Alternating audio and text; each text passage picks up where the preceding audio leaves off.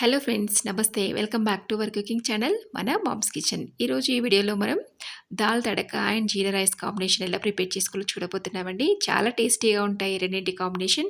ఎప్పుడైనా మన ఇంటికి ఎవరైనా గెస్ట్లు వచ్చినప్పుడు కానీ, లేదా మనకి ఏదైనా స్పెషల్గా తినాలనిపించినప్పుడు కానీ, లేదా చిన్న చిన్న ఫంక్షన్స్ కూడా మన ఇంట్లో ఈజీగా ప్రిపేర్ చేసుకోవచ్చండి. చాలా తక్కువ టైంలో ప్రిపేర్ చేసుకోవచ్చు అండ్ టేస్ట్ కూడా చాలా బాగుంటుంది ఈ రెండింటి కాంబినేషన్లో. అయితే చాలా టేస్టీగా ఉండే ఈ దాల్ తడక అండ్ జీరా రైస్ని ఎలా ప్రిపేర్ చేసుకోవాలో లేట్ చేయకుండా చూసేద్దాం పదండి. అలాగే ఫ్రెండ్స్, కొత్తగా నా ఛానల్ చూసే వాళ్ళైతే తప్పకుండా లైక్ చేయండి. అలాగే నా ఛానల్ని సబ్స్క్రైబ్ చేసుకోవడం మర్చిపోద్దు. ఇప్పుడు ప్రాసెస్ ఏంటో చూసేద్దాం. ఇప్పుడు ముందుగా ఒక ప్రెషర్ కుక్కర్ తీసుకోవాలి. అందులోకి ఒక హాఫ్ కప్ దాకా కందిపప్పు వేసేసుకోవాలి. అలాగే ఒక 2 సార్లు బాగా వాష్ చేసేసుకొని హాఫ్ కప్ పప్పుకి నేను ఒక 1 కప్ దాకా వాటర్ వేసేసి, అలాగే ఒకటి కట్ చేసి పెట్టుకున్న ఆనియన్, అలాగే ఒక టమాటో, ఒక 2 పచ్చిమిర్చి, అలాగే కొద్దిగా పసుపు, ఒక హాఫ్ టేబుల్ స్పూన్ దాకా కారం, రుచికి సరిపడినంత సాల్ట్ వేసేసుకొని మూత పెట్టేసుకొని ఒక 3 విజిల్స్ వచ్చే వరకు కూడా మనం బాగా కుక్ చేసుకోవాలి.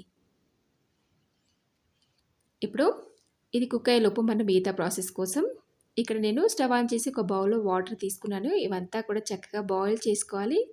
మనం ఇవి బాయిల్ అవుతున్నప్పుడు ముందుగా నేను ఇక్కడ ఒక 20 మినిట్స్ సోక్ చేసి పెట్టుకున్న బాస్మతి రైస్ యాడ్ చేస్తున్నాను.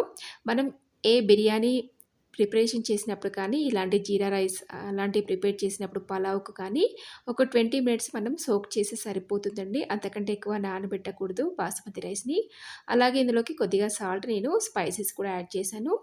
ఒక లవంగ, ఇలాచి, అలాగే దాల్చిన చెక్క ఒకసారి మిక్స్ చేసేసుకొని ఈ బాస్మతి రైస్ని మనం చక్కగా కుక్ చేసుకోవాలి. చూడండి, ఆల్మోస్ట్ ఇది కుక్ అయిపోయింది. ఈ మాత్రం కుక్ అయితే సరిపోతుందండి. 95% కుక్ చేశాను నేను ఇక్కడ. ఇప్పుడు ఇందులో వాటర్ అంతా కూడా డ్రైన్ చేసేసుకొని పక్కన పెట్టుకోవాలి. ఇప్పుడు మన పప్పు ఉడికిపోయిందా లేదా అని చెక్ చేసుకుందామండి. చూడండి, చక్కగా 3 విజిల్స్ అనేది వచ్చేసాయి. ఇప్పుడు ప్రెషర్ అంతా కూడా తీసేసుకోవాలి. ఇలా ప్రెషర్ పోయిన తర్వాత మూత తీసేసుకొని చెక్ చేసుకోవాలి. 3 విజిల్స్ చక్కగా కుక్ అయిపోయిందండి. పప్పు అంతా కూడా ఒకసారి బాగా మిక్స్ చేసేసుకోవాలి. ఇప్పుడు ఈ పప్పు ఉడికిపోయిన తర్వాత మనం దీనికి పోపు చేసుకుందామండి. ఇది పక్కన పెట్టేసి స్టవ్ ఆన్ చేసి ఒక చిన్న కడాయి పెట్టుకోవాలి పోపు కోసం. అలాగే ఇందులోకి ఒక 3 టేబుల్ స్పూన్ల ఆయిల్ వేస్తున్నాను. ఆయిల్ కొంచెం వేడిన తర్వాత ఒక 3 ఎండుమిర్చి వేసుకోవాలి. అలాగే ఒక హాఫ్ టేబుల్ స్పూన్ దాకా జీలకర్ర, అలాగే ఒక హాఫ్ టేబుల్ స్పూన్ దాకా ఆవాలు వేసేసుకోవాలి. ఇవి కాస్త చిటపటమన్నాక ఇందులో కొద్దిగా కరివేపాకు కూడా యాడ్ చేసుకోవాలి. ఒకసారి దీన్నంతా కూడా ఫ్రై చేసుకోవాలండి. ఇలా రెడీ అయిపోయిన పోపుని మనం పప్పులో వేసేసుకోవాలి. మనకి ఈ దాల్ తడక అనేది రెడీ అయిపోయింది. ఒకసారి మిక్స్ చేసేసుకోవాలండి ఈ పోపుని.